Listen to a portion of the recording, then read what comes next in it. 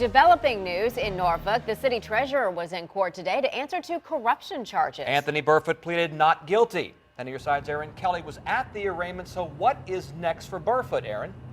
Well, the judge set the trial date. It's going to be a jury trial. It's going to be May 3rd, and they needed that extra time. Both sides said they had a lot of material to go through, and we understand, hearing from the prosecutors, that there's as many as 50 boxes of material with the FBI related to this case. Burfoot's attorney says his client is hunkered down for the long haul, and he has no plans to step down from his job as Norfolk City treasurer.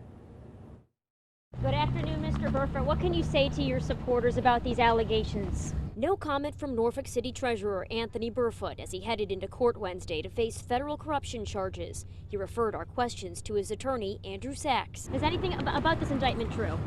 No, this indictment is a false accusation. How are you feeling today going into court? We're going to be fighting it. A 30-page, 8-count indictment served earlier this month accuses Burfoot of a scheme from 2005 to 11. It says Burfoot and conspirators used his job as city councilman, vice mayor, and chief deputy treasurer to enrich himself. Prosecutors allege Burfoot performed official actions to benefit people who gave him money and gifts, and they say he tried to hide it. It's been a very difficult time for him and his family. These allegations came out of left field, although some of these things had been swirling around. A lot of this he had never heard before.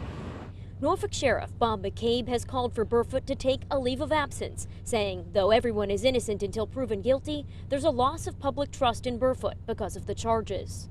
Why should the sheriff call for him to step aside when he hasn't even had his day in court yet? Unless he wants to make political hay out of it.